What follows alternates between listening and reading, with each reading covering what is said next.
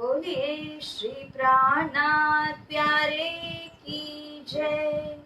श्री सद्गुरु महाराज की जय। श्यामा श्याम हो धनी धाम हो, श्यामा श्याम हो धनी धाम हो, तेरे चरणों में मेरा प्रणाम हो। श्यामा श्याम हो धनी धाम हो, तेरे चरणों में मेरा प्रणाम हो।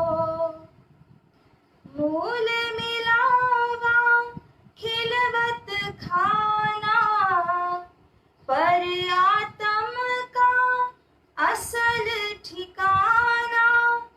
मूल मिलावा खिलवत खाना, पर आत्म का असल ठिकाना। असल ठिकाना श्यामा श्याम हो धनी धाम हो, तेरे चरणों में मेरा प्रणाम हो। तेरे चरणों में मेरा प्रणाम हो। बोलिए श्री कृष्ण कन्हैया लाल की जय। प्यारे श्रद्धा सुमन सुंदर साज जी, श्री वीतक चर्चा के चलते इस महीने के 15वें दिन और आज के दिन की जो चर्चा है उसे अब हम प्रारंभ करने जा रहे हैं। तो इससे पूर्व धाम धनी श्री राजी महाराज के चरणों की वंदना करते हुए हम आज के इस शुभ दिन शुभ प्रसंग को प्रारंभ करते हैं। आनंद कंदम प्रभुदेव चंद्रम, व्रजे स्वरूपेण पुरापि जातम्। प्रवेश प्राप्तं प्रिय प्राणनाथं, परेश पूर्णं सततं नमामि। ब्रह्मा प्रिया जागरणाय जात, सर्वस्वपाता भव सिंधु त्राता। विज्ञान दाता निज धर्म धाता, दीनेक बंधो शरणं प्रपद्ये। दीनेक बंधो शरणं प्रपद्ये। प्रथम लागू दो चरण को, धनिये न छोड़ायो क्षिना। लाक तली लाल एड़िया, मेरे जीव के एहि जीवना। मेरे जीव के एहि जीवना।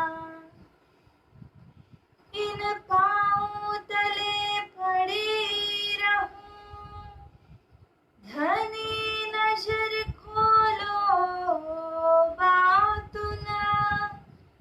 पलना वालों निरखूं नेत्रे, मेरे जीव के एहि जीवना। मेरे जीव के एहि जीवना। बोलिए श्री प्राणनाथ प्यारे की जय।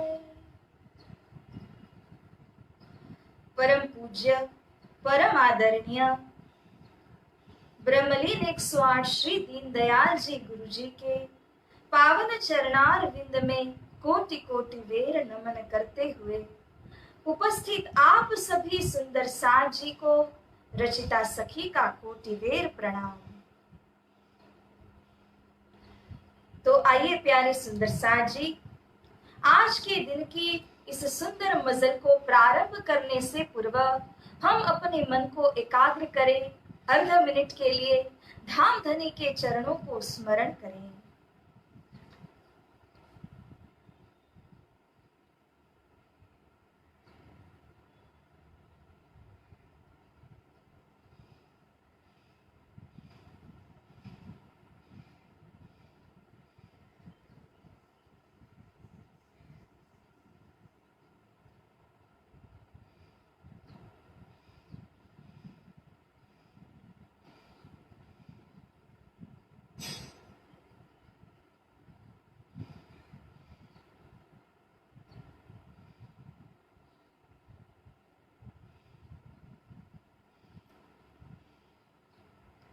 बोलिए श्री प्राणनाथ प्यारे की जय।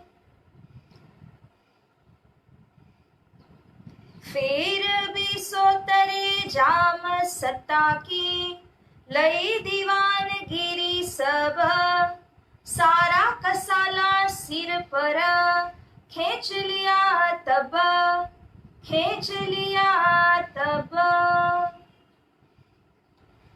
भय निछावर कान जी नगर अहमदाबाद, धर्म थंब है बपू दयो राखी बाजी आद। प्यारे सुंदर साज जी, हम श्रवण कर रहे थे कि किस प्रकार से विक्रम संवत 1720 की साल में श्री महाराज पुनः जो मंत्री पद को हासिल करते हैं और श्री बिहारी जी की आज्ञा के अनुसार ही वे जाम राजा के सहित कुतुब खान बादशाह के साथ में सलाह करने के लिए अहमदाबाद को जाते हैं।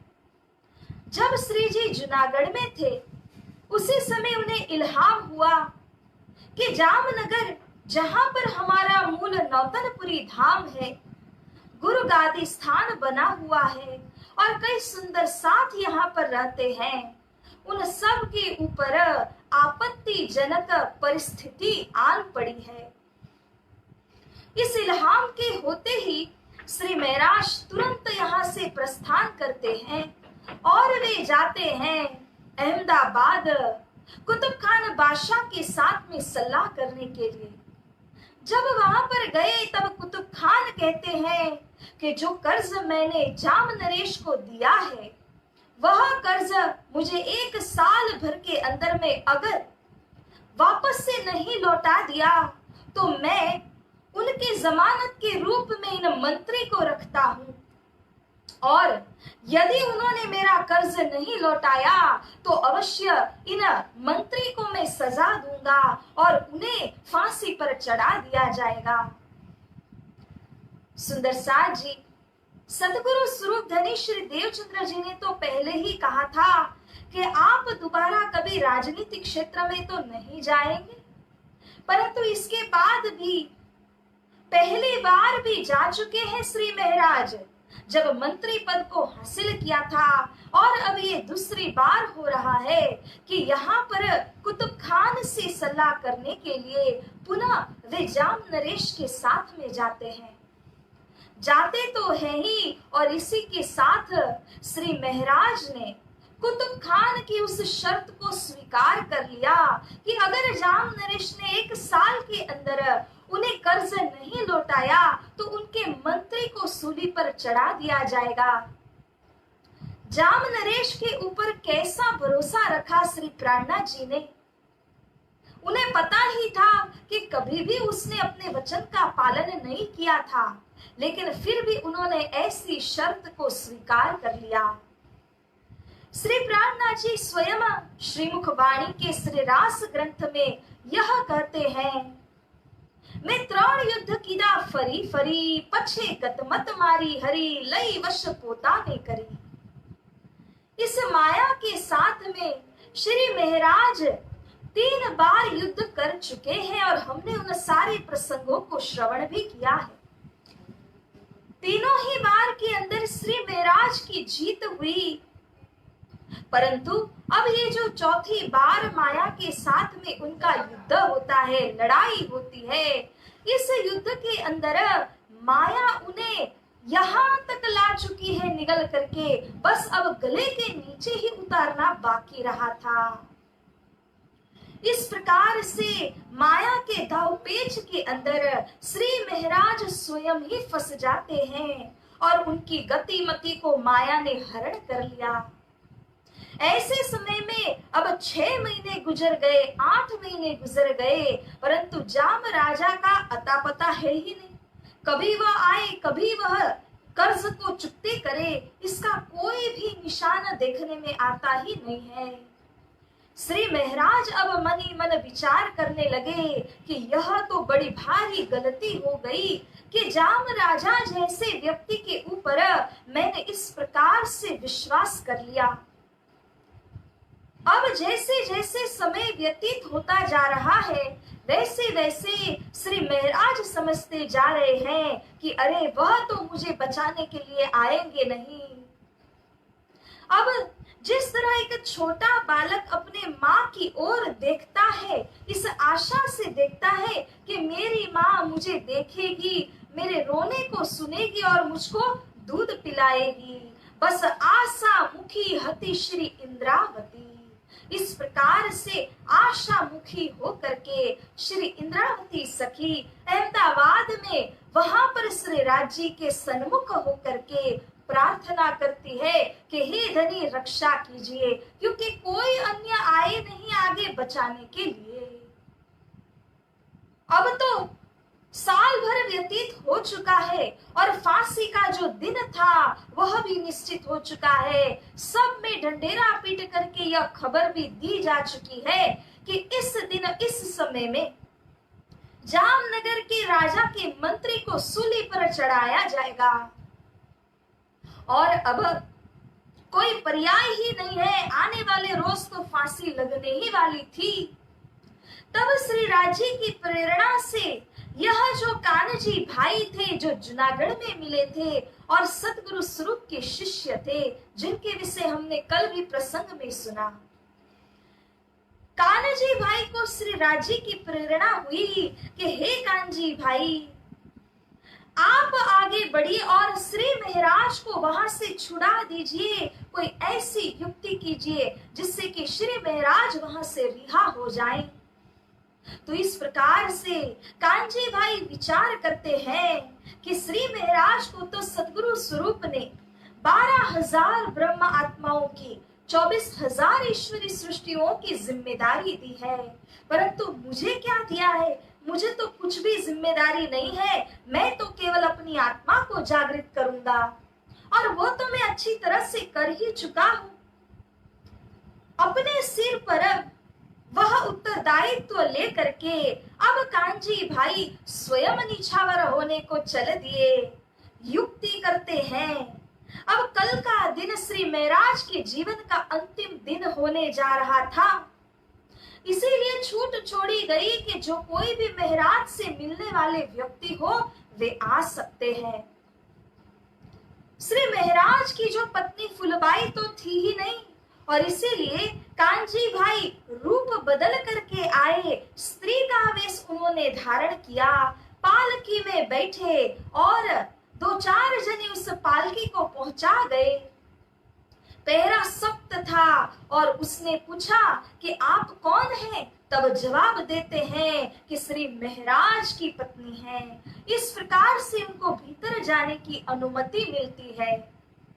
जब अंदर गए तब उन्होंने श्री महराज से मिलाप किया और कहा कि हे महराज, आप श्री का जीवित रहना अनिवार्य है, अन्यथा सतगुरु स्वरूप के भविष्य का क्या होगा। इसीलिए कांजी भाई ने जो स्वयं ने स्त्रीवेश धारण किया था वह सब कुछ श्री महराज को दे दिया और वे स्वयं श्री महाराज की वस्त्र धारण करके यहाँ पर जेल के अंदर में बैठे रहे। श्री महाराज ने भी तुरंत निर्णय लिया कि मेरा यहाँ से निकल जाना बेहद जरूरी है। कांजी भाई ने यह भी सांत्वना दिया कि हे महाराज, आप यहाँ से तुरंत निकल करके जो दीप बंदर है, जहाँ फिरंगियों का राज है, वहां पर चले जाइए, ताकि आपको अहमदाबाद के जो लोग, जो राजा के सैनिक आदि है, वे ढूंढ न सके। तो यहाँ से तुरंत आप रवाना हो जाइए। जब इस प्रकार से कहा तब श्री महाराज तैयार हुए। कांची भाई कहते हैं कि मैं भी इस माया के बीच में एक युक्ति करूंगा, ऐसे ही माया के मुख के अंदर मैं मरने नहीं जाऊंगा। तब कांजी भाई एक युक्ति सोच करके आए थे। श्री महाराज को उन्होंने रवाना कर दिया, पालकी में बैठे यहाँ से बाहर निकल गए। जब तक सैनिकों की दृष्टि पड़ सकती थी, वहां तक पालकी में बैठ करके निकल जाते हैं, और तत्पश्चात जैसे ही वहां से आगे निकल गए तो पालकी को भी छोड़ दिया और दौड़ करके अपना रास्ता अपनाते हैं। दीप बंदर चले जाते हैं श्री महाराज। तो इस प्रकार से चौथी बेर तो माया ने अच्छी प्रकार से युद्ध करके श्री महाराज को अपना परिचय दिया। यहाँ पर दूसरी ओर जो कांजी भाई थे, वे श्री महाराज के स्थान पर वेश बदल करके बैठे रहे। जब फांसी का दूसरा दिन आता है, तब सैनिक आते उनको लेने के लिए, और उस समय उन्होंने ऐसा वितरागी का स्वरूप धारण किया, ऐसे भयंकर नजर आ रहे हैं, खुले केस हैं और अलख जगाते हैं। उनका जो आत्म बल है वो उनके स्वर के माध्यम से झलक रहा था। आंखें भी लाल लाल हो चुकी है और ऐसे भयावह दिख रहे हैं, स्वर भी ऐसा भयावह बना रखा है। सैनिक उनको लेने तो आते हैं, परंतु हिम्मत कर नहीं पाते कि इनको हम स्पर्श भी कर सकें। इस तरह से सभी सैनिक चौंक गए कि अरे यहाँ तो श्री महाराज थे, परंतु ये दिगंबर साधु यहाँ कहाँ से प्रवेश हो गए। तब कांजी भाई ने देखा कि इनकी हिम्मत नहीं पड़ेगी। स्वयं कांजी भाई चले और कहते हैं कि चलो मैं चलता हूँ, जहां पर फांसी देने का स्थान है मुझे ले चलो। जब वहां पर गए तो खुले मैदान के बीच में यह जो सारी अरेंजमेंट की हुई थी, सारा प्रबंध किया था फांसी के लिए, तब उस समय कांजी भाई ने जा करके कुतुब खान को भी वहां पर फटकार दिया और कहते हैं, अरे राजा, हे बादशाह, आपके धर्म ग्रंथ कुरान के अंदर क्या यही बात लिखी है? गुनाह एक करता है, सजा दूसरे को देनी है। क्या गुनाह श्री महाराज ने किया था या फिर जाम नरेश ने आपकी आज्ञा को ठुकराया है? जिसने गुनाह किया हो उसी को सजा मिलनी चाहिए। इस प्रकार से जब युक्ति करते हैं कांजी भाई, उनकी बात कुतुब खान ने भी स्वीकार कर ली और फांसी चढ़ाना तो दूर की बात रही, बल्कि मलिदा मंगा करके उनको खिलाए गए। और यहाँ से कांजी भाई स्वयं भी राजी खुशी होकर के विदा हो जाते हैं, और वे भी श्री महाराज के पीछे पीछे दीप बंदर को पहुंच जाते हैं। तो इस तरह से धर्म थंब होए बपू दयो। बपू यानी अपने इस शरीर को कांजी भाई ने धर्म की खातिर कुर्बान कर दिया। सुंदर साथ जी, धाम धनी के आगे, जमात के आगे वे तो धर्म के स्तंभ रूप सिद्ध हो गए। अब उनका सिर कितना ऊंचा हो गया धनी के आगे।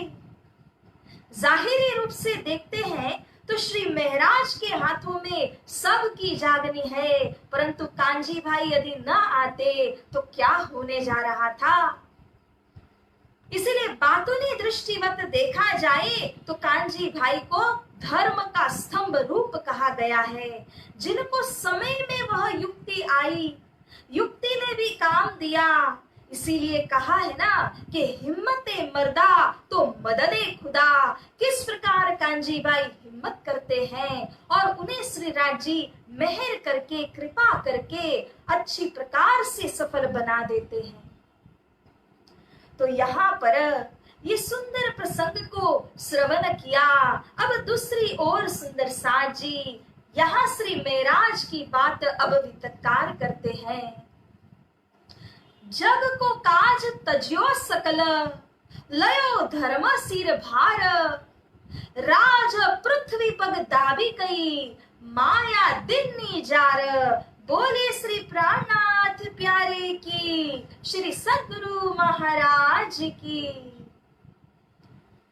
सुंदर साज जी राज यानी कि राजनीति क्षेत्र को जिसे सदगुरु ने पहले ही परित्याग कराया था, इसके बावजूद दो बार श्री महराज ने मंत्री पद को हासिल किया था। अब तो पूरी तरह माया को देख लिया, हर एंगल से उन्होंने माया का परिचय कर लिया। अब श्री महराज माया दिन्नी जार, माया को परित्याग कर देते हैं। सारे संसार के जो कार्य है उसको परित्याग करते हुए एकमात्र धार्मिक कार्य ही करूंगा, ऐसा प्रण लेते हैं, ऐसा संकल्प लेते हुए अब श्री महराज दीप बंदर को जा रहे हैं। धाम की राह दिखाने को, साथ को सुमार्ग पर लाने को, भाई कंसरा को जगाने को, भीषण विध्वंस से बचाने को। धनी अब दीप बंदर आए, श्री सतगुरु का संदेशा ले आए, श्री सतगुरु का संदेशा ले आए। बोलिए श्री प्राणनाथ प्यारे की, श्री सतगुरु महाराज की जय। सुंदर साज जी इसीलिए यहाँ पर कहते हैं, भूली है धाम की जमात, जगाने प्राणनाथ जी आए। भूली है धाम की जमात, जगाने प्राणनाथ जी आए, जगाने प्राणनाथ जी आए। सबसे पहले श्यामा जी आए, श्यामा जी आए मेरे सतगुरु आए। 313 साथ जगाए, फिर दिखाया ब्रज रास, जगाने प्राणनाथ जी आए। भूली है धाम की जमात, जगाने प्राणनाथ जी आए। श्री प्राणनाथ जी का यही है नारा, लूला पांगला साथ जो सारा। पहुंचाऊं हो पहुंचाऊं पकड़ के हाथ, जगाने प्राणनाथ जी आए। भूली है धाम की जमात, जगाने प्राणनाथ जी आए। बोलिए श्री प्राणनाथ प्यारे की जय। तो प्यारे सुंदर साज जी इस प्रकार से अब अपने भूली हुई जमात को जगाने के लिए श्री सद्गुरु स्वरूप ने जिनको जगाया था, उन्हें दोबारा से जगाने के लिए श्री प्राणनाथ जी अब विचार करते हैं कि मैं अन्य कोई कार्य नहीं करूंगा, केवल धर्म का कार्य करते हुए मैं धर्म के ऊपर में निछावर होकर के मेरे सुंदर साथ के लिए अपने इस जीवन को निछावर करता हूँ, कुर्बान करता हूँ। आए दीव गुजरात से श्री राज भय फारक, मायापुरी दिखाय के नजर करी तरफ हक। तो इस तरह से अब पूरी तरह माया को हर दिशा से श्री राज जी ने परिचय करा दिया है।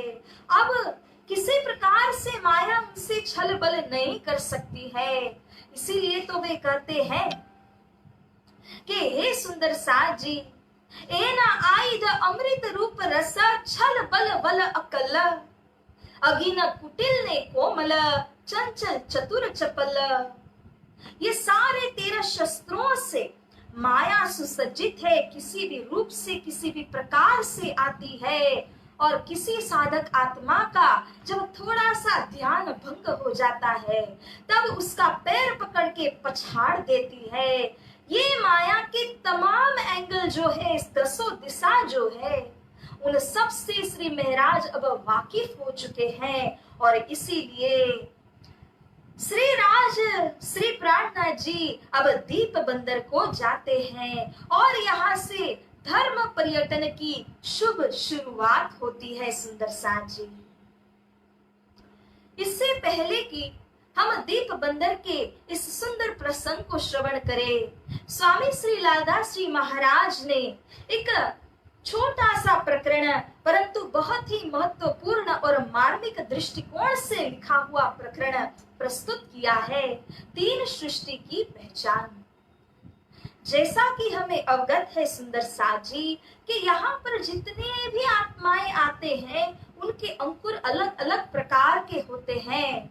और इसीलिए शास्त्रों के अंदर भी मुक्त मुमुक्षु बद्ध ब्रह्म ईश्वरी जीव सृष्टि, कुरान के अंदर खासल खास, खास और आम, ऐसा कह करके इनको संबोधित किया गया है। साधु और शास्त्रों की वाणी के अंदर कई विभिन्न शब्दों से इनको संबोधित किया है, जिनके लक्ष्य 3 अलग प्रकार के लक्ष्य हैं। जैसे कि जो ईश्वरी सृष्टि है वे तो अक्षरधाम की है, वहीं पर वे जागृत होंगी। जो 12,000 ब्रह्म सृष्टियां है वे तो परम धाम से आई ही नहीं है, परंतु सुरता जो आई है उसको जागृत होना है, पुनः धाम के अंदर में केंद्रित होना है। जो जीव सृष्टि है उनको सबसे ज्यादा लाभ हो रहा है, क्योंकि उनके पास में तो घर था ही नहीं। और ऐसे जीव सृष्टि को कायम अखंड मुक्ति स्थान दिए जा रहे हैं। 8 प्रकार के मुक्ति स्थान उनको दिए जाएंगे। तो जिसकी जैसी योग्यता और अंकुर होगा, जैसे कर्म होंगे, उसी अनुसार वे 8 मध्य किसी भी मुक्ति स्थान को प्राप्त करेंगे। तो इस प्रकार से सुंदर साथ जी, मोहम्मद के अंदर तो श्री राज जी का नूर है, उनकी शक्ति विद्यमान है। भाई दुनिया मोहम्मद के नूर, और ये जो दुनिया है वो मोहम्मद यानी मूल स्वरूप श्री श्यामा जी के नूर यानी कि इच्छा से उत्पन्न है। इसीलिए वित्तकार कहते हैं कि चाहे कायम इनको करे, वे चाहे श्री श्यामा जी चाहे तो उनके प्रताप, उनके बल, उनकी शक्ति के माध्यम से वे इन जीव सृष्टि को कायम भी कर सकते हैं। और इसके लिए चाहिए कि उन जीव सृष्टि के अंदर ईमान हो ब्रह्म लीला के प्रति। तो यह जो श्री वितक साहिब जिनकी चर्चा हम करते हैं, धनी की श्रीमुख वाणी जिसकी चर्चा हम श्रवण करते हैं सुंदर साथ जी, इन्हीं वचनों के अंदर वह शक्ति है कि अंकुर को परिवर्तन कर दे और जीव सृष्टि जो कि अस्तित्वहीन थे उन्हें भी अस्तित्व में लाया जा रहा है। तो इस प्रकार से ब्रह्मा आत्माओं के ऊपर कृपा करने के लिए श्री परमधाम से 3 स्वरूप यहाँ अवतरित हुए हैं। मर्द तीनों पर है मुतार, सर्वप्रथम अरब में आकर के भविष्य बताया, कुरान को लाए। दूसरा कहे तो माल लेकर के आए, कुंजी लेकर के आए, धनी श्री सतगुरु स्वरूप। जामा बदल करके जब वे ही श्री इंद्रावती सखी के दिल रूपी धाम में बैठे, तब वहां से सारे शास्त्र, सारे धर्म ग्रंथ की आटी गुटी को खोलने का उन्होंने वहां से प्रयास किया और सारे आटी गुटियों को खोल करके श्री तारतम के द्वारा प्रकाशित किया है। तो सुंदर साथ जी, इस प्रकार से धाम से 3 सूरत श्री श्यामा महारानी की संसार में आई। सर्वप्रथम जो बसरी स्वरूप का आना हुआ, उनके 10 सदी के उपरांत श्री सतगुरु स्वरूप आए। इसीलिए 10वीं सदी से ये जागने की लीला के अंदर तारतम का अवतरण, तारतम का प्रचार प्रसार, ये सब प्रारंभ होता है। 10वीं सदी में श्री सद्गुरु देवचंद्र जी का पदार्पण हुआ। 11वीं सदी के अंदर उन्होंने मेहनत करके श्री तारतम महामंत्र को अवतरित किया और पूर्ण 11वीं सदी, उसके बाद जब 12वीं सदी आई तो उस 12वीं सदी के अंदर भी सारा जो काम है तारतम को लेकर के, जो वाणी अवतरण का सिलसिला है, अरस को जाहिर करने की जो बात है, वो सब कुछ यहाँ पर संपन्न 12वीं सदी के अंदर में हो जाता है। तो इस तरह से प्यारे सुंदर साथ जी, क्योंकि अब जागनी पर्यटन शुरू हो रही है, जागनी अभियान शुरू हो रहा है, इसीलिए स्वामी श्री लादास जी महाराज जी ने पहले ही तीनों सृष्टि के 3 मुकाम के विषय की बात बताई, उनके 3 विद के अंकुर की बात बताई, और इसी के साथ साथ ब्रह्म आत्माओं के लिए जो 3 स्वरूप का पदार्पण हुआ है संसार के बीच में, उनके विषय भी ये सारी बातों को हमें पुनः रिवीजन करवा दिया। क्यों बार बार कहने से ही दिल दिमाग के अंदर बात उतर जाती है। तो सुंदर साथ जी, आइए अब आगे के प्रसंग को अब यहाँ से हम श्रवण करते हैं। जब जाम वजीर विदा दई, देख कशाला दुख, कसाला जो बंद का, भाग गया सब दुख। जब जाम वजीर विदा दई, देख कसाला दुख, हुक्म हुआ हक सुभान का, अब ए पावे सुख। तो जब यहाँ जामनगर के वजीर एवं राजा ने श्री महराज को विदा दे दी, अर्थात कि कही हुई बात को पालन नहीं किया, वचन को तोड़ दिया, महराज को संकट में डाल दिया, अत्यंत दुख कशाला का अनुभव श्री महराज ने किया था। श्री राजी ने अब देखा कि पूरी तरह से श्री महराज का जो दिल है वो माया से ऊब चुका है। अब वे दोबारा कभी भी माया के क्षेत्र के अंदर नहीं जाएंगे, पूरा परिचय उन्होंने माया का कर लिया है। इसीलिए अब ये पावे सुख, श्री राजी ने विचार किया कि आत्म जागने के अभियान के अंदर श्री प्राणनाथ जी को अब आगे लगाएं, जिसके द्वारा उनकी आत्म को भी सुख का अनुभव हो और उनके द्वारा सभी के अंदर इस ब्रह्म लीला का प्रकाश भी फैले। तो यह विचार करते हुए अब प्यारे सुंदर साथ जी, तब गुजरात से आए दीव में श्री प्राणनाथ जी अब दीप बंदर प्रवेश होते हैं और ढूंढते ढूंढते जो सतगुरु स्वरूप के द्वारा जगाए हुए शिष्य जयराम कंसरा भाई थे, उनके घर में पहुंच जाते हैं। लगा क्षेम कुशल पूछने, कहां से पधारे श्री राज, हम सो कहो हकीकत, इत आए कौन काज। हे महराज, मेरे धन्य भाग्य है, अहो भाग्य है कि आप श्री मेरे घर पर पधारे हैं। क्षेम कुशल पूछते हैं, कैसे हैं, सब ठीक ठाक तो है, यहाँ पर किस तरह से आना हुआ, ये सारी बातों को अब भाई जयराम कंसरा पूछने लगे। तब जवाब दिया श्री जी ने, हम आए तुम्हारे काज, हमको भेजा हक ने, हुक्म दिया श्री राज। बोले श्री प्राणनाथ प्यारे की, श्री सतगुरु महाराज की जय। श्री जी यहाँ पर जवाब देते हुए कहते हैं कि हे जयराम कंसरा, मैं तो आपके काज के लिए आया हूँ, मुझे धनी श्री राज जी का हुक्म हुआ है और इसीलिए मैं आपको दोबारा जगाने के लिए ही यहाँ पर आया हूँ। हुई चर्चा इन समय श्री देवचंद्र जी से लेके साथ की खबर पूछते, एते दिन दीव में रहे ए। अब श्री महराज खड़े खड़े ही हैं, पानी तक पूछा नहीं है जयराम कंसरा भाई ने, और सीधे ही यहाँ वार्तालाप शुरू हो गया। श्री महाराज कहते हैं कि धनी देवचंद्र जी जब श्री परमधाम को गए, उस वक्त मैंने सभी को चिट्ठी पत्री लिखी थी उपस्थित होने के लिए, अंतिम दर्शन पाने के लिए।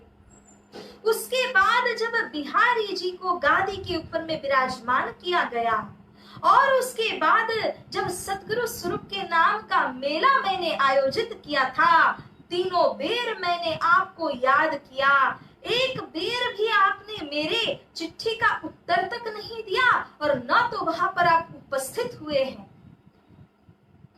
आपने यहाँ दीप बंदर में रह करके मन में क्या ठान लिया है, कौन कौन से साथ को आपने बटोरा है, हे जयराम कंसरा भाई? कौन साथ तुम काढ़िया, किनको राह बताई? तुम साथी श्री देवचंद्र जी के, नूर रोशनी न दिन में ले आए। अरे धनी देवचंद्र जी के साथी हो आप, सुंदर बाई सखी के साथी होने से आपको सुंदर साथ कहा गया है।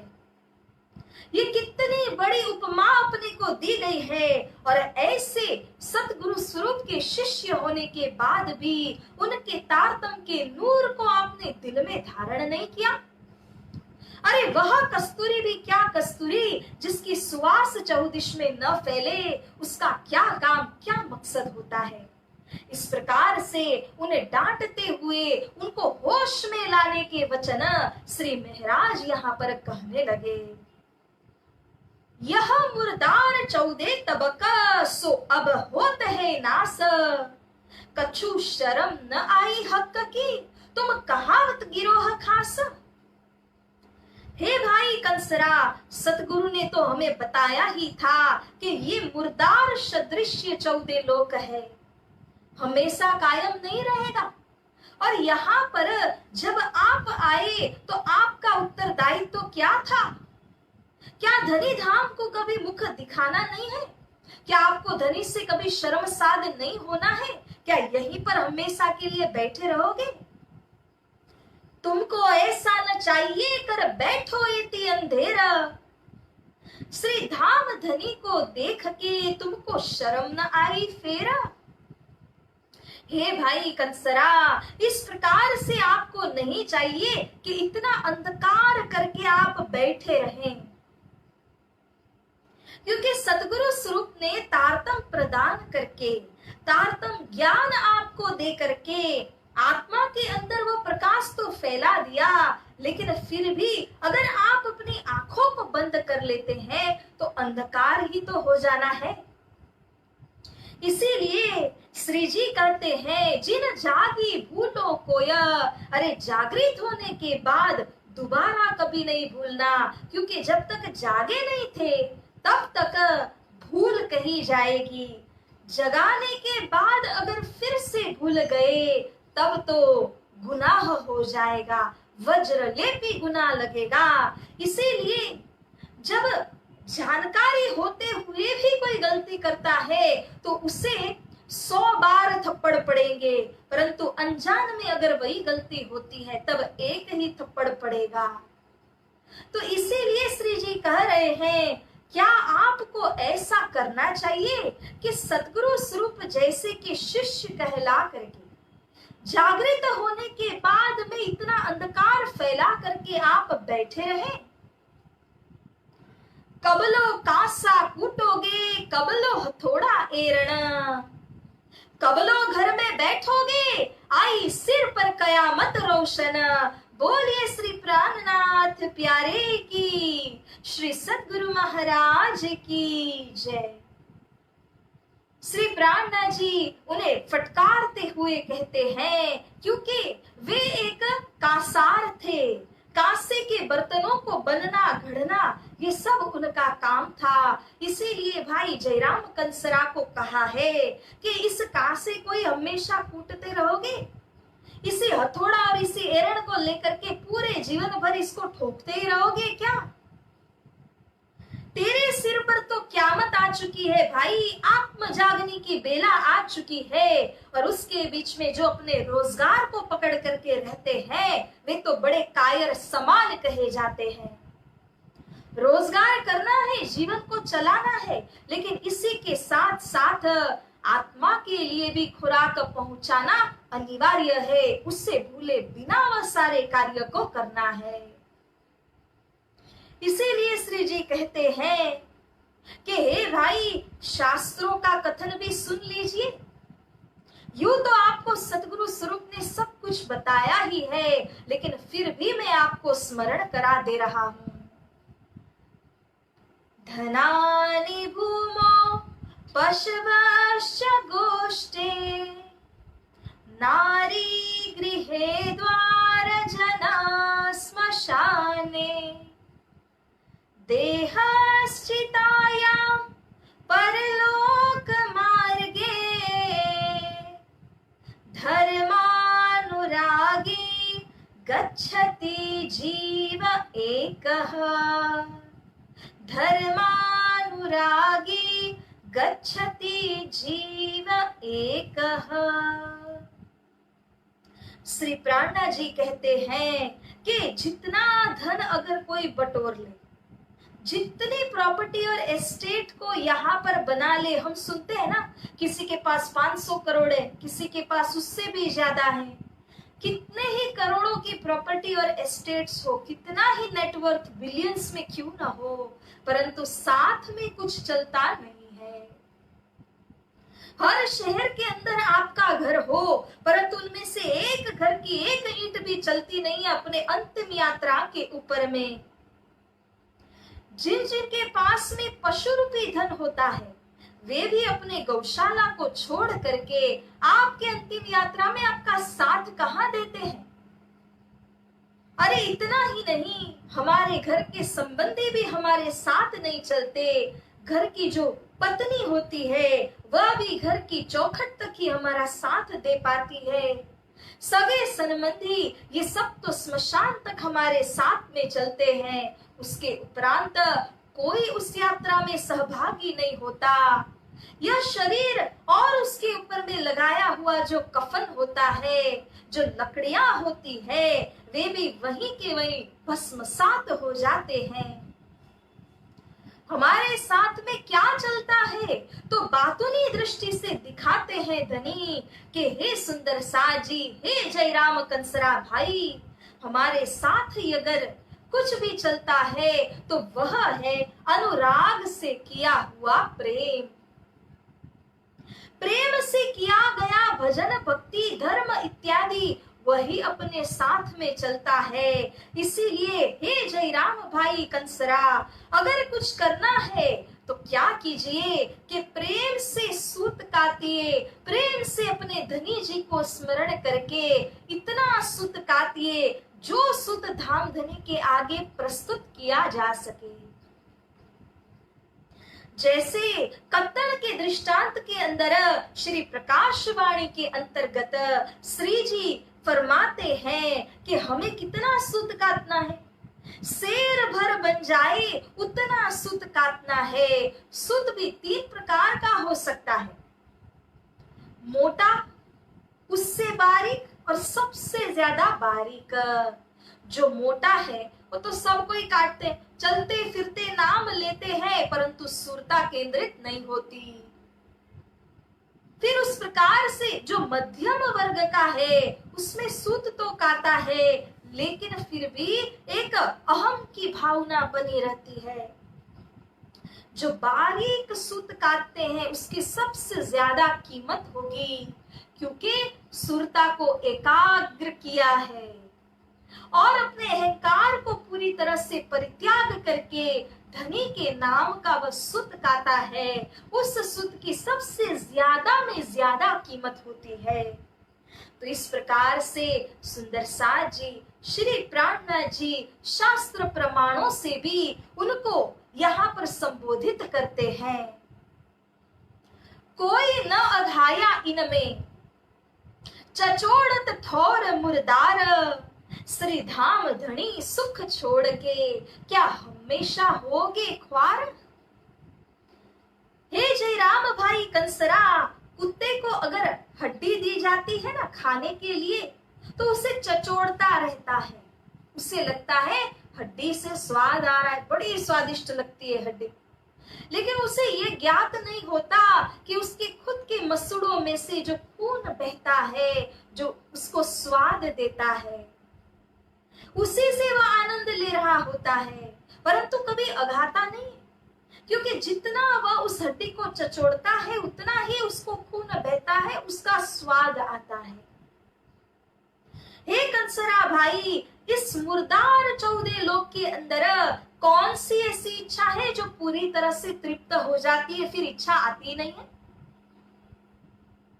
इसीलिए तो कहा, मन मरे माया मरे, मर मर जात शरीर, आशा तृष्णा ना मरे, कहत दास कबीर।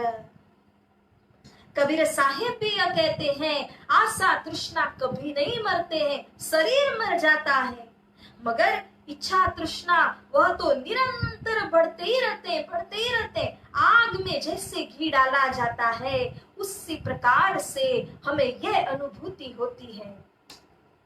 एक इच्छा पूरी की और 10 इच्छाएं खड़ी हो जाती है।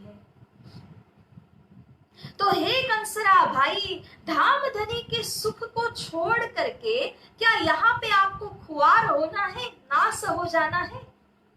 हमारा मकसद तो खेल देखना था, खेल खेलना नहीं था। इस तरह से श्री जी याद कराते हैं, अरे बहुत दिन मुर्दार में तुम किया गुजरान, अब केते दिन जियोगे, कछु घर की करो पहचान। इस मुर्दार के अंदर कईयों वर्षों तक आपने व्यतीत कर दिए, सारे सिर के जो बाल है वह काले से सफेद हो चुके हैं, फिर भी इस मुर्दार से आपकी आशा छूटती नहीं है। कितने दिन तक और जीना है? अरे अब तो घर की पहचान कीजिए, जिस धाम में अपने को लौटना है वहां सुरता को एकाग्र अब तो कर लीजिए। तुम में माया जीव से एता भी न होए फर्क, श्री धाम धनी की जिक्र में हुआ चाहिए गरक। हे भाई कंसरा, धाम धनी की जिक्र के अंदर, प्रार्थना के अंदर जो धाम के सुंदर साथ है, वे तो दूध में जैसे मिश्री मिल जाती है, गरक हो जाती है, उस प्रकार से मिश्रित हो जाते हैं। इसीलिए उनका संबंध आशिक और माशुक का संबंध कहा गया है, प्रेमी और प्रेमिका का संबंध कहा गया है, लवर एंड द बिलवेड ये संबंध कहा गया है। और आप ये क्या कर रहे हैं कि माया के जीव सृष्टि और आपके बीच में कोई अंतर ही नहीं कर सकता, इस तरह का चलन व्यवहार आपने अपनाया हुआ है।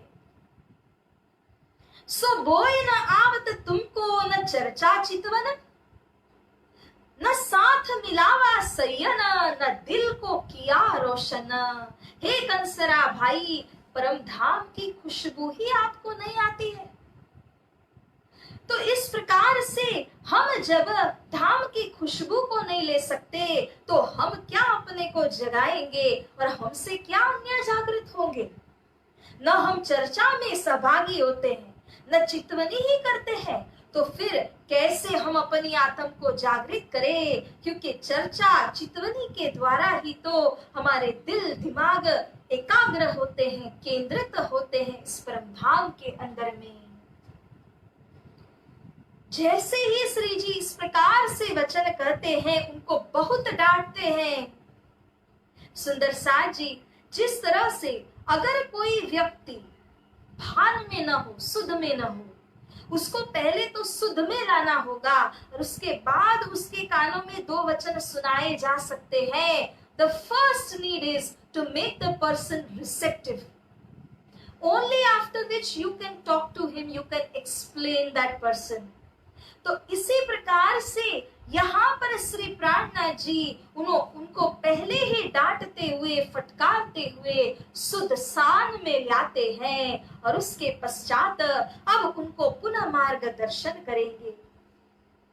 श्री जी ने जब इस प्रकार से उनको बहुत कठोर और खंडनी के वचन कहे, ये वचन सुन के रोइया, भूल मानी अपनी सब, मुझसे कछु ना हुआ, करे धिक्कार आपको तब।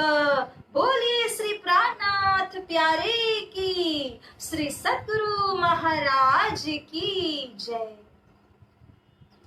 जब ये सारे वचन को कंसरा भाई ने सुना, तब स्वयं को धिक्कार देने लगा और भूल को मान लिया कि मुझसे तो कुछ भी नहीं हुआ, जो आपने कहा वही सही है हे महाराज।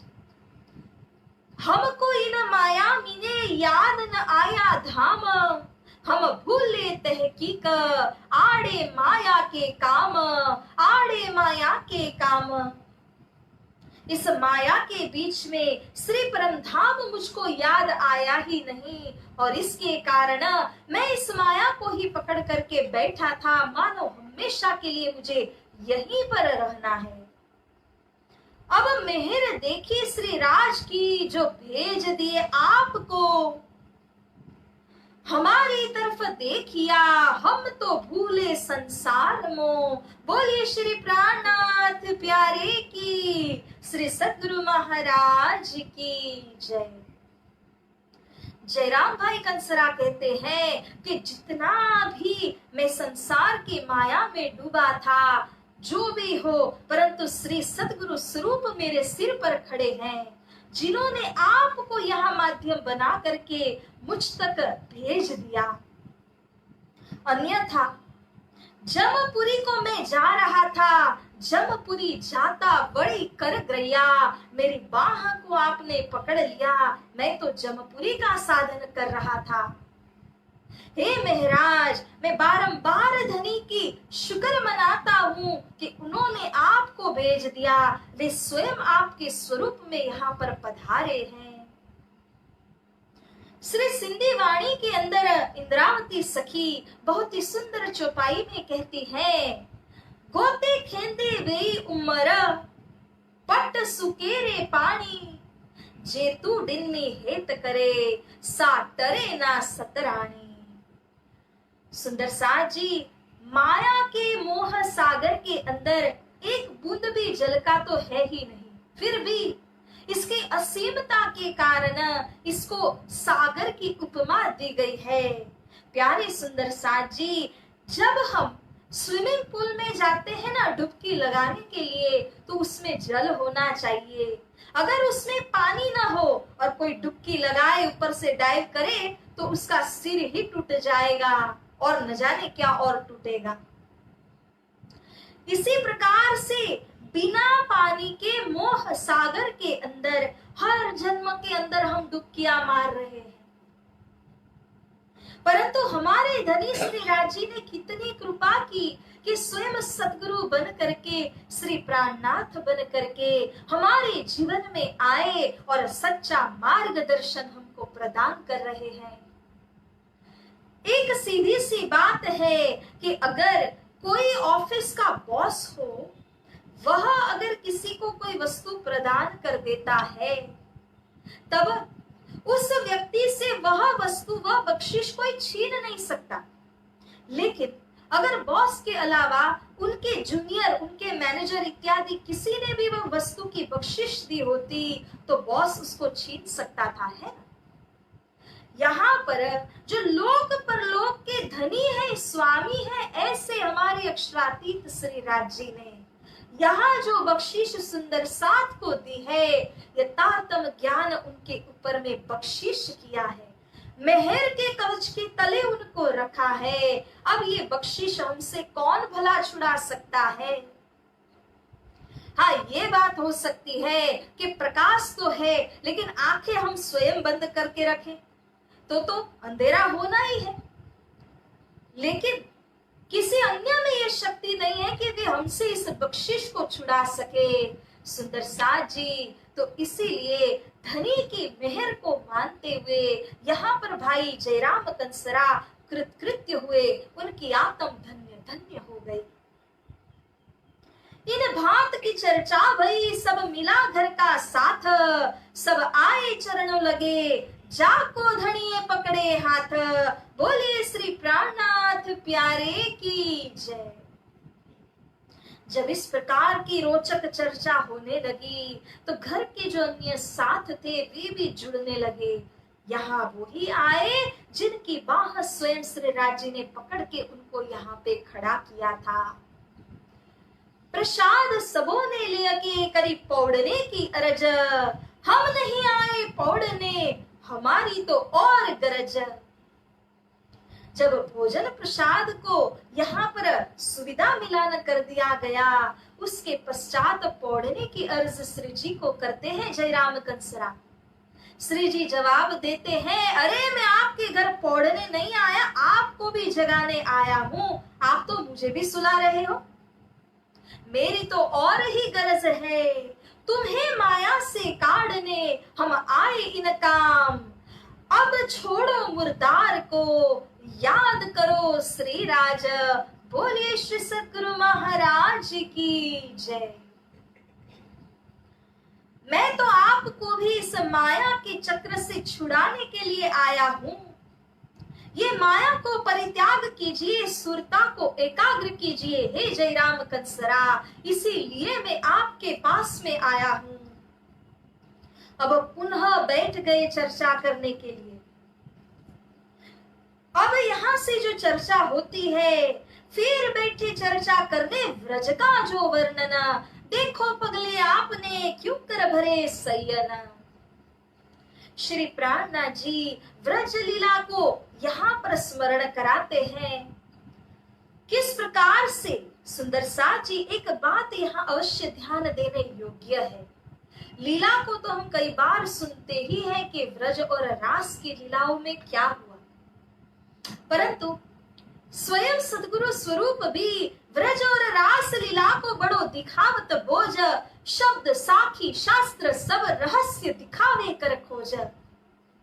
वे भी व्रजरास की लीला को श्रवण कराते थे और पास में आई हुई जो धाम की आत्माएं थी वे सुन करके आह्लादित हो जाती, क्योंकि सुंदर साथ जी ये उनकी बीतक है। इसीलिए अंदर जो जीवात्मा है वो उस वर्णन को सुन करके सचेत हो जाता, जागृत हो जाता कि उस भूमिका के अंदर उस लीला में शामिल होने वाला मैं ही था।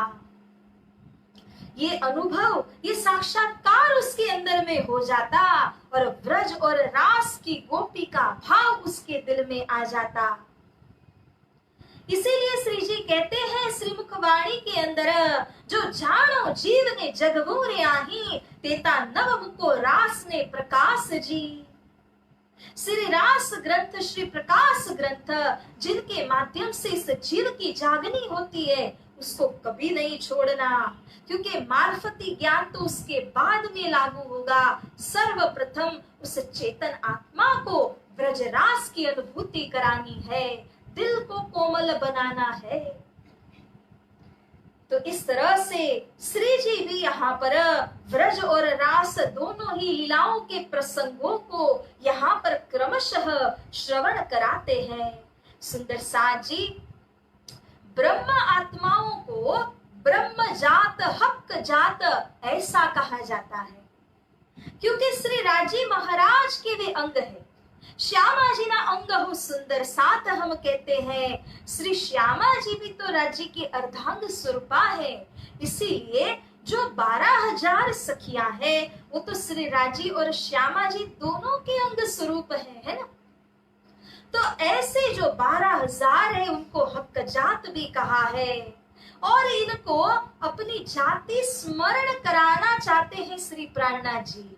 इसीलिए इस प्रकरण को जाति स्मरण उद्बोध करके कहा है, जहां पर व्रजरास की लीलाओं का स्मरण कराते हुए धनी श्री प्राणनाथ जी व्रज और रास की लीलाओं को, अनुकरण लीलाओं को याद कराते हैं और कंसरा भाई से कहते हैं, देखो अपनी लीला को, कैसे पगले आपने तब भरे थे और अब यहाँ आप कैसे चल रहे हो।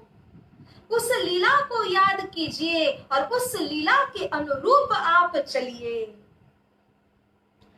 कोई न लगता तुमको इन माया का नेम, रहो सदा छके जोश में, आठों जाम इन प्रेम। हे भाई कंसरा, व्रज लीला के अंदर क्या कभी भी याद है कि किसी गोपी को भूख लगी, प्यास लगी, नींद, थकान इत्यादि किसी दुविधा ने उनको परेशान किया? आठों जाम ही बस श्री कृष्ण कन्हैया की छवि नजर के सामने लटकी रहती थी और पूरी तरह अपने सारे कर्म व्यवहार को उनके चरणों पर समर्पित कर चुकी थी। एक ही बात वे गोपियां आपस में करती कि हम तो श्री कृष्ण जी से इस तरह लीला करती हैं, ऐसे लीला करेंगी, अब कान्हा आएंगे ना उनके स्वरूप को ऐसे निहारेंगे। यहाँ तक प्रेम के अंदर ओतप्रोत थे कि जब श्री कृष्ण जी संध्या के समय वन से लौटा करते थे तब गोपियां अपने आंखों की पलकों को दोष देती हुई कहती, हे विधाता, इन पलकों को क्यों बनाया जो बार बार बीच में बंद हो जाती है।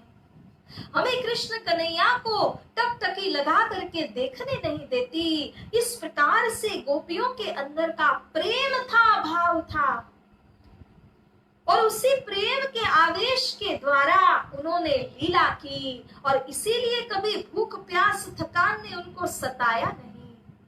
दिन भर तो काम करते थे परंतु फिर भी रात्रि के समय सब कोई एकत्रित हो करके श्री कृष्ण जी के साथ में लीला करते। पूरा गांव वहां पर जमा होता। जब किसी के घर पर जन्म का प्रसंग हो, नामकरण की विधि का प्रसंग हो अथवा शादी विवाह इत्यादि का प्रसंग हो, पूरा गांव जमा होता है। श्री इंद्रावती सखी ढोलक बजाती है और बालाजी थई थई कार नाचते हैं और इसी के साथ सारा ब्रजमंडल झूमने लग जाता है।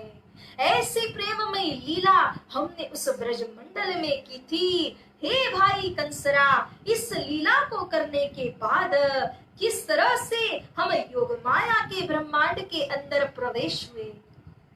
वंशी के नाद में हमने सब कुछ परित्याग कर दिया। खड़े के खड़े तामसी सखियों ने सब कुछ छोड़ दिया। राजसी न मुक्यो तेहनो केड़, राजसी सखिया उन तामसियों के पीछे पीछे दौड़ गई, उल्टे सिनगार कराए। और जो स्वात्सी सखिया थी वे सहज शरीर न पहुंच सकी लेकिन आत्म रूप से जरूर सम्मिलित हो गई। योग माया के ब्रह्मांड में महारास की लीला में खेलने के लिए किस प्रकार से सखियां आह्लादित हो चुकी थी। योग माया शक्ति ने सर्वप्रथम उनके शरीरों को छुड़ा करके कराया, योग माया के श्रृंगार को धारण कराया और उसके पश्चात ही योग माया के ब्रह्मांड के अंदर महारास की लीला रची जाने लगी। बालाजी ने सर्वप्रथम तो बुलाया और उसके बाद में उथला के वचन कहे। सारी गोपियां जब पहुंच गई उतावल के साथ, तब श्री कृष्ण जी कहते हैं, अरे संध्या का समय, पर पुरुष के साथ यहाँ क्या करने आई हो? परीक्षा लेने लगे कि कहीं गोपियों के दिल के अंदर माया का लेश तो नहीं है, क्योंकि अगर माया का लेश मात्र भी होता तो उस महारास लीला का जो स्वाद लेना है वो ले नहीं पाते थे। इसीलिए पहले ही परीक्षा की। जब परीक्षा में से सारी सखियां उत्तीर्ण हो जाती हैं, उसके पश्चात ही श्री कृष्ण जी ने सारे 12 वनों का दर्शन कराया, वृंदावन में फिराया और उसके बाद वृंदावन के सुंदर मंच के ऊपर में योग माया के ब्रह्मांड के अंदर लीला होने लगी। तो जो महारास की लीला है उसके अंदर भी देखे विरह विलास। सर्वप्रथम तो विलास की लीला हुई और उसके अंदर प्रेम इतना बढ़ने लगा कि जिसके द्वारा प्रेम तो पराकाष्ठा में आ पहुंचा। ऊपर बैठे हुए मूल मिलावा के श्री राजी स्वरूप ने देखा कि मेरी सखियां और ये कृष्ण जी सब कुछ भूल गए हैं और इसीलिए श्री राज जी ने उनको यहाँ पर परीक्षा करने के लिए ही सखियों के बीच में से श्री कृष्ण जी को अंतर ध्यान कर दिया, अपने आवेश शक्ति को खींच लिया। जब श्री कृष्ण जी भय अंतर ध्यान, सब सखियां भई मृतक समान। सारी सखियां मृतक की भांति उनको ढूंढने लगी, पुकारने लगी। उसके बाद में उन्हें प्रकट कराने के हेतु सखियों ने व्रज लीला का अनुकरण किया था। जब ये सारी लीलाओं का अनुकरण करते हैं, कोई सखी अगासुर, बकासुर इत्यादि का रूप धारण करती है, कोई कंस बनती है, कोई यशोदा जी बनती है, कोई नंद बाबा बनते हैं। इस प्रकार से मान लिया जाए कि 3000 सखियों ने अलग अलग रूप को धारण किया और बची हुई जो 9000 सखियां है वे दृष्टा के रूप में यहाँ उस लीला को देख रही थी। पूरी लीला अच्छी तरह से करने के बाद भी श्री कृष्ण कन्हैया प्रकट नहीं हुए। सभी सखियों के जीव तो निकलने ही वाले थे। तब श्री इंद्रावती सखी ने बंशी नाद किया और सभी सखियों ने पीछे मुड़ करके देखा कि हमारे वाला जी ने बंशी नाद किया है। इसी बीच में सखियां उसी दिशा में दौड़ी। बीचों बीच से वाला जी श्री कृष्ण कन्हैया प्रकट हो जाते हैं और इस तरह से सारी सखियां उनसे उस विरह के कारण सुंदर साज जी ऐसी तप्त हो चुकी थी कि सभी सखी सखी प्रत्येक के लिए श्री कृष्ण जी ने अलग अलग स्वरूपों को धारण किया। उन्हें सांत्वना देते हैं और पुनः श्री महाराज की लीला इसी प्रकार से प्रारंभ होती है। कई रामतों को उसके बाद में खेला जाता है और इस तरह से प्यारे सुंदर साज जी जब पूरी लीला हो गई तब जीलना करने के लिए श्री जमुना जी जल में जाते हैं। सखियों ने जो अपने वस्त्रों को उतारा उसका पूरा यहाँ पर एक जैसे मान लीजिए पर्वत सा खड़ा हो गया था। इन वस्त्रों के ऊपर में जा करके श्री कृष्ण जी विराजमान होते हैं और यहाँ श्री प्राणा जी भाई कंसरा से कहते हैं कि देखो याद करो अपनी उस लीला को, हे जयराम कंसरा भाई। पर सेवे वस्त्र साथना नहवा समय उतारिया जेह, श्री राज बैठा तेह ऊपर तमे प्रेम तो जो जो एह। बोले श्री कृष्ण कन्हैया लाल की जय। तो इस प्रकार से श्री कृष्ण जी ने सखियों के परसेवे वस्त्र यानी कि जो प्रसवेद होता है उससे भीगे हुए वस्त्रों को नहीं देखा, उनके प्रेम को देखा। उस प्रेम को देखते हुए उन वस्त्रों का जो आसन बना हुआ था उसके ऊपर में वे विराजमान हुए और अपने प्रेम को उन्होंने स्वीकार किया। बहुत ही सुंदर जल क्रीड़ा यहाँ हुई, एक दूसरे के आमने सामने होकर के बहुत जल क्रीड़ा का आनंद लिया और उसके पश्चात भोजन की लीला वहां हुई। 3 सखियां ग्रुप बना करके भोजन आरोगने के लिए बैठे और बहुत ही सुंदर प्रकार से इंद्रावती सखी 100 सखियों को लेकर के यहाँ भोजन परोसती है। जब भोजन हो गया और उसके बाद में विरह ताप याद आया इत सवाल किए हैं, तब सारे प्रश्न सखियों के दिल में उमड़ने लगे। किस तरह तब श्री कृष्ण जी ने हमको समझाया कि हे सखियों, मैं कहीं नहीं गया था, मैं तो वहीं पर था, एक वृक्ष हमारे बीच में आ गया था। तब सखियों ने कहा हमारे लिए आपके बिना प्रत्येक क्षण युगों युगों के समान लंबा हो चुका था। श्री कृष्ण जी कहते हैं, अरे मेरी प्यारी सखियों, आपको बुलाने के लिए जब मुझे बंसी नाद करना था उस समय मेरी कटी में जो बांसुरी रखी हुई थी, उस कमर में रखी हुई बांसुरी को होठों तक लाने के लिए कितना समय चाहिए? वह समय कई कल्पांतों के बराबर मेरे लिए लंबा हो चुका था। ये तो प्रेम की रीत है, प्रेम की परिभाषा है सखियों। इस तरह श्री इंद्रावती सखी अब बालाजी को कंठ लगती है और सब सखियों के प्रति उनको निवेदन करती है, प्रार्थना करती है, बालाजी हमें उसी घर में लेकर के चलिए जहां आपसे विरह कभी ना हो। हे जय राम कंसरा, हे सुंदर साथ जी, उस प्रसंग को याद कीजिए जब धनी ने हमारी सुरता को पुनः श्री परम धाम की तरफ लगा दिया और तब जाकर के श्री राजी ने हमें अपनी प्रात्मा के अंदर में जागृत नहीं किया, हमें इस तीसरे जागरण के ब्रह्मांड में पुनः लाए, क्योंकि तामसी सखियों के अंदर की इच्छा अधूरी थी। क्यों मनोरथ रह गए फिर तीसरा यह ब्रह्मांड।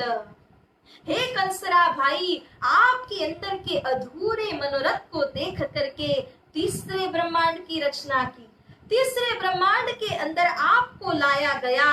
कैसे सदगुरु बन करके धनी आए, किस प्रकार आपसे मिलाप किया और कैसे उन्होंने आपकी आत्म को जागृत किया, याद कीजिए हे भाई कंसरा।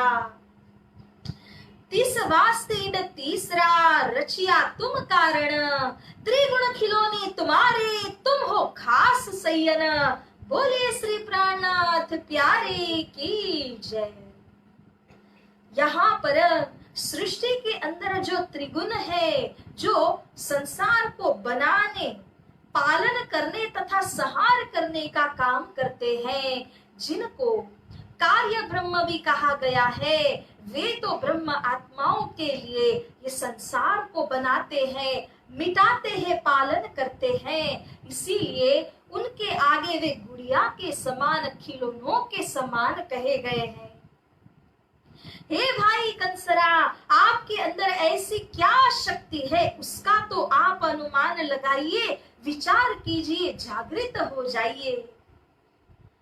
नित्य चर्चा इन भात की होवे दीप बंदर में, बड़ा शोर पड़ा शहर में, आवत सब सुनने। जब इस प्रकार की चर्चा निरंतर 2 वर्षों तक होने लगी, विक्रम संवत 1722 की साल में श्री प्राणनाथ जी यहाँ पर पधारे, तब से लेकर के 2 वर्ष तक इसी प्रकार की चर्चा यहाँ दिन प्रतिदिन होने लगी। श्री जी की मेहनत के कारण लोग जमा होने लगे और प्यारे सुंदर साथ जी अब इस तरह पूरे शहर के अंदर ये खबर फैल चुकी है कि बहुत सुंदर ब्रजरास लीला का वर्णन इन स्वरूप के द्वारा होता है। सब कोई सुनने को आने लगे और अपने अंकुर माफक हिस्सा लिया सबन, पर आए केतेक साथ में जो निश्वति साथ सैयन। यहाँ पर धर्म सिद्धांत में केवल वे ही शामिल हुए जो निश्वती थे, सुनने के लिए आते थे, अंकुर मुताबिक सुन करके लाभ लेकर के जाते थे। लेकिन सुंदर साथ जी श्री प्राणनाथ जी के साथ में संबंध उन्होंने जोड़ा, जिनकी निस्वत थी, जिनका अंकुर उनके साथ में जुड़ा हुआ था। तो इस तरह से यहाँ पर दीप बंदर की मजल में 50-60 जने सुंदर साथ धर्म सिद्धांत में शामिल हुए। कुछ एक के नाम यहाँ पर हम श्रवण करें, हमारे कानों को हम पवित्र करें। स्वयं जयराम भाई कंसरा जिन्हें पुनः जागृत किया गया और उनकी पत्नी जीवा बहन, उनके घर में रहने वाली रतनबाई थी, वे भी धर्म में शामिल हुए, किया सेवा में आराम। गणेश भाई आए, पुनः वीरबाई, तेजबाई, गहलबाई, चंपाबाई सेवा में हेज, उन्हें सेवा में बड़ा ही प्रेमानंद का अनुभव होने लगा। सुरासन आए, बेलबाई और बालबाई भी धर्म में शामिल हुई। गंगादास जी आए, कलयुग से जंग करते हुए वे यहाँ पर धर्म में शामिल हुए। इस प्रकार से कईयों के अंदर ईमान आ गया और उस ईमान की अब परीक्षा भी होती है। बड़ा शोर पड़ा शहर में, काप्याकुली दज्जाल, ये आए मेरे दुश्मन, मोको करे बेहाल। जैसे ही चर्चा का शोर मचने लगा दीप बंदर शहर के अंदर, कई लोग जुड़ने लगे और अन्य जो कथा वाचने के आसन थे, उनकी जो कथा थी, मंडान था, वो खाली होने लगा। कोई कोई मुख्य श्रोताओं को श्री प्राणनाथ जी ने अपने धर्म सिद्धांत में जब शामिल किया, तब उनको लगा, अरे ये आए मेरे दुश्मन। उनके दिल में कलयुग का वास था, इसीलिए उन्हें लगा कि ये तो हमारे दुश्मन है, हमारे श्रोताओं को इन्होंने खींच लिया, अपना बना लिया। तो इस प्रकार से सोचते हुए यहाँ पर उन जो कथावाचक थे, उन्होंने एक चुगलखोर को कुछ रुपए देकर के तैयार किया और श्री जी के खिलाफ चुगली लगाने के लिए उन्होंने उसे फिरंगी के पास जाने के लिए कहा। कुछ दिनों तक तो वह चुगलखोर भी भूल गया था, परंतु एक दिन उसे याद आई कि मैंने तो पैसे लिए हैं और मुझे तो जाना है। प्रातः काल ब्रह्म मुहूर्त की वेला में वह जाता है राज दरबार में फिरंगी से चुगली लगाने के लिए, परंतु श्री राज जी की मेहर द्वारा ब्रह्म मुनियों की रक्षा होती है। सुंदर साज जी श्री राज जी परीक्षा भी लेते हैं, परंतु रक्षा भी करते हैं। इसीलिए उस दिन भी यह कहा था मैंने, the will of the divine will not take you to a place where the grace of the divine cannot protect you। राजी महाराज का जो आदेश है, हुक्म है, वो आपको ऐसे स्थान पर कभी नहीं ले जाएगा जहां उनकी कृपा आपकी रक्षा ही न कर सके। ऐसी कोई जगह है ही कहां। तो जो भी हो रहा है उसमें श्री राजी की इच्छा भी होती है और उन्हीं के हुकुम का स्वरूप यहाँ पर आया, जिसने उस चुगलखोर को चुगली लगाने से फेर दिया। और इस प्रकार से सुंदर साज जी, वो चुगलखोर जा ही रहा था राज दरबार में। थोड़ा सा आगे दौड़ता है, पीछे मुड़ करके देखता है, फिर थोड़ा आगे दौड़ता है, पीछे मुड़ करके देखता है। इस प्रकार की अजीबो गरीब चाल के द्वारा वो अंदर जा रहा था। धनी जी के हुक्म का स्वरूप यहाँ प्रकट होता है और उस व्यक्ति के आगे यहाँ प्रश्न पूछता है, हे भाई तुम कहाँ जा रहे हो? तब उन शख्स ने कहा, तुम कहाँ जात कौन ठाम, आए उतावले दरबार में इन वेला ही सठाम। इतनी सुबह सुबह आप यहाँ पे क्या करने के लिए आए हो? कोई नया साधु आया इत, सो निंदत सब देवों को, ताकि चुगली को जात दित। वो कहता है, दीप बंदर में एक नए साधु आए हैं जो सभी देवी देवताओं की बड़ी निंदा करते रहते हैं, उन्हीं की चुगली लगाने के लिए मैं जा रहा हूँ। उन शख्स ने यहाँ उसको समझाते हुए कहा कि क्या आपने अपने कानों से सुना है उनको निंदा करते हुए, कि किसी के कही सुनी बात को ले जा रहे हो? वह कहता है, नहीं मैंने तो कभी नहीं सुना। अच्छा, अगर ऐसा ही है तो अगर आप वहां जाएंगे और वहां जाकर के उनकी चुगली फिरंगी से आप लगाते हैं, वो तो बड़ा ही जालिम है और उन संत को बड़ा ही कष्ट पहुंचाएगा, पकड़ करके ले जाएगा। तब उन संत को कितना दुख होगा। और अगर वे संत सच्चे हैं तो श्राप किसको लगेगा? आपको लगेगा। इस तरह से जब समझा दिया तब चुगलखोर को यह बात रास आ गई।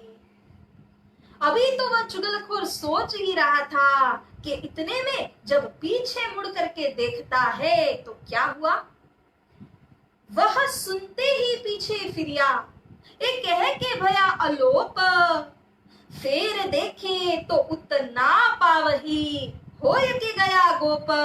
बोलिए श्री प्राणनाथ प्यारे की जय। चुगलखोर को ये बात समझ में आई, वह पीछे मुड़ गया कि मैं चुगली लगाने नहीं जाऊंगा। अब एक ही स्टेप आगे रखा होगा, पीछे मुड़ के देखा तो वह व्यक्ति अलोप हो चुके हैं। अगर कोई इंसान होता तो उतने में ही नजर आता, एक सेकंड के अंदर कैसे अलोप हो गए। तो प्यारी सुंदर साज जी, ये तो धनी की रची हुई लीला थी मोमिनों के ईमान की परीक्षा लेने के लिए। और अब यहाँ क्या होता है, साथ में खलबल पड़ी, हुआ चुगल का डर, भागे चारों तरफों, खाड़ी गए उतर। वहां पर जो कथावाचक थे उन्होंने अपने जमात में कहा, हाँ हाँ जाओ जाओ, उस नए महात्मा की चर्चा में जाओ, फिरंगी आएंगे तुमको पकड़ के ले जाएंगे। इस प्रकार से वे उनके दिल दिमाग के अंदर संशय डालने लगे। जिनका ईमान सच्चा नहीं था, पक्का नहीं था, वे डग गए और यहाँ से कथा मंडान खाली होने लगा। श्री जी की चर्चा में सभी ने आना ही छोड़ दिया, यहाँ तक कि शहर को ही छोड़ दिया। कोई तो खाड़ी उतर करके दूसरे पार चले गए। जब कोई आपस में मिलते और बातें पूछते, अरे तुम चर्चा में जाते हो, कौन सी चर्चा, कैसी चर्चा, मैंने किसी महात्मा को तो देखा ही नहीं, अरे मैं तो कभी चर्चा सुनने जाता ही नहीं हूं। ऐसी ऐसी बातें बनाने लगे और धीरे धीरे करके जब चुगलखोर का डर शांत होने लगा, वैसे ही मंडान वापस जुड़ने लगा। सब कोई आकर के श्री जी के आगे क्षमा प्रार्थी हुए और एक दूसरे की नकल करके हांसे भी करने लगे। समय में हमारा ईमान डोल गया, क्योंकि उन्हें लगा श्री जी को पकड़ ले जाएंगे, हमें भी साथ साथ पकड़ ले जाएंगे, तो जेल में हमको डाल दिया जाएगा, चक्की पिसाई जाएगी, कसनी हम नहीं सह सकते हैं। श्री प्राणनाथ जी इसीलिए तो कहते हैं, जो कोटि विघ्न माथे पड़े तो है न मुकिए साध संग। सच्चे संत यदि मिल जाएं तो करोड़ों विघ्न को सामना करते हुए भी, कईयों दुख कष्ट का सामना करते हुए भी उनका पल्लू छोड़ना नहीं, उनके चरणों को छोड़ना नहीं। इस तरह से यहाँ जिन सुंदर साथ का ईमान डोल गया तो आपस में ही नकल करने लगे कि मैंने तो ऐसा कहा था, मैं तो खाड़ी के पार उतर करके चला गया था। लेकिन जो हो जैसा हो, सबके ईमान की परीक्षा हुई। यहाँ पर भाई जयराम कंसरा और उनके घर में तो श्री जी थे ही, वे अपने ईमान के अंदर चौकस होकर के खड़े रहे और अब से लेकर के जयराम भाई कंसरा पूरी तरह से जागृत हुए। भविष्य में जा करके श्री जी साहिब जी की एक सुंदर जीवनी वितक कथा को भी उन्होंने रचा है। तो सुंदर साथ जी, ये है दीप बंदर की संक्षिप्त वितक। इस प्रकार के जो प्रसंग है उनका अंत कभी हो ही नहीं सकता, जितनी भी चर्चा हम इनके ऊपर में कर सकते हैं। श्री जी ने भी यहाँ देखा कि दीप बंदर में जिन जिन आत्माओं को आना था वे तो आ चुके हैं, साकुंडल सकुमार नहीं आए। तब याद आई साकुंडल सकुमार। श्री जी को जैसे इन दोनों सखियों की याद आई, श्री राज जी ने प्रबंध मिलाया। इन उपाय के वास्ते आए दिल मारी आर बन, आई श्री बाई जी बंद में, तब चले छुड़ावने तिन। श्री बाईजू राज आरबी डकैतों के फंद में पड़ जाती हैं और इसीलिए अब श्री जी दीप बंदर से जयराम कंसरा और अन्य सुंदर साथ से विदा लेते हैं। ऐसे तो कोई विदा देंगे ही नहीं, परंतु श्री बाईजूराज को ढूंढना है और उसी के साथ बातुनी रूप से साकुंडल और सकुमार के ऊपर श्री जी की दृष्टि जुड़ी हुई है, केंद्रित है। इसीलिए अब यहाँ से श्री प्राणनाथ जी दीप बंदर से रवाना होते हैं और आगे पोरबंदर, नवी बंदर, पाटन और मड़ई बंदर इत्यादि स्थानों में जा करके वे श्री बाईजूराज की खोज करते हैं। तो प्यारे सुंदर साथ जी, श्री दीप बंदर की यह वितक अत्यंत दिल को छूने वाली वितक है। इसके वचनों को हमें अवश्य हृदयांगम करना है। क्योंकि यहाँ पर भाई कंसरा को संबोधन जरूर किया है, लेकिन हम आप सभी आत्माओं को श्री प्राणनाथ जी ने यह संदेश दिया है, जिन जागी भूलो को यह श्री महामती कहे सावचेत होइयो, मिल्या है अंकुरो आई, झूठी छूटे साची पाइए, श्री सतगुरु लीजिए रिजाई, सतगुरु लीजिए रिजाई। तो सुंदर साज जी इसी के साथ आज की मजल को यही विराम देते हैं। इन उपाय के वास्ते आए दीव मारी आर बन, आई श्री बाई जी बंध में, तब चले छुड़ावन तीन, तब चले छुड़ावन तीन। बोलिए श्री कृष्ण कन्हैया लाल की जय, श्री सद्गुरु महाराज की जय, श्री प्राणनाथ प्यारे की जय।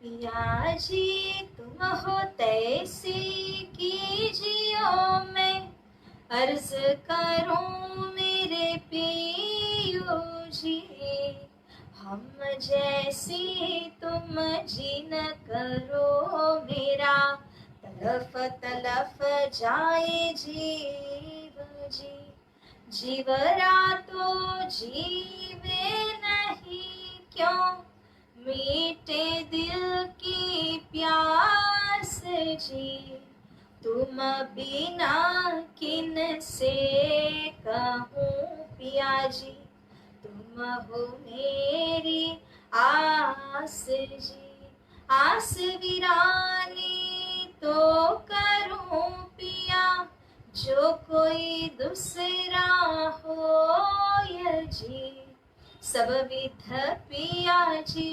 समर्थ, दीन रैन जात रोय रोय जी, जन्म अंधी जो मैं होती पिया, सो तुम देखत किए जी, जब तुम आप दिखाओगे तब देखूंगी नैना भर जी, एति पुकार पिया सुन के अब, ढील करो तुम जीन जी, क्षीण क्षीण खबर जो लीजियो, मैं अर्ज करूं दुल्हीन जी, एति अरज मैं तो करूं पिया,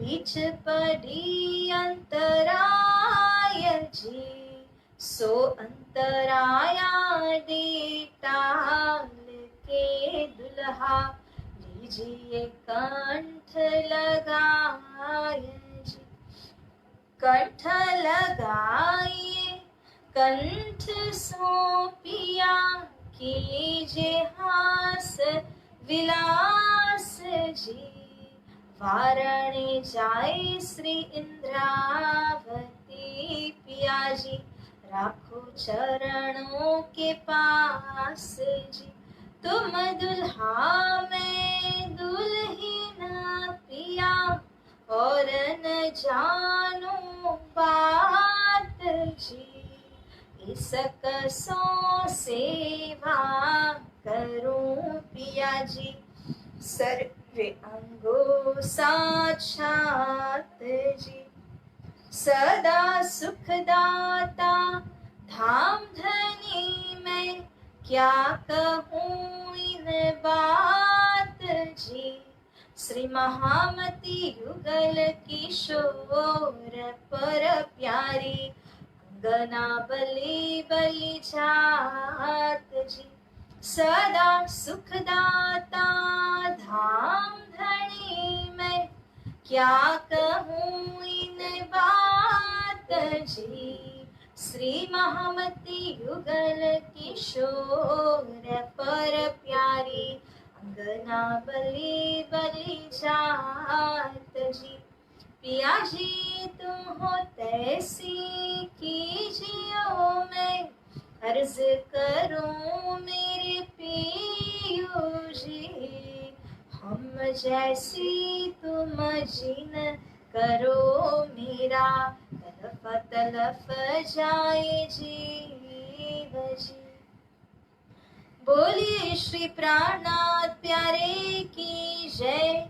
श्री सद्गुरु महाराज की जय। श्री कृष्ण प्रणामी धर्म की जय। बोल बोल पंजे वाले की जय। स्वामी श्री लालदास जी महाराज की जय। समस्त सुंदर साथ की जय। प्रेम प्रणाम सुंदर साथ जी।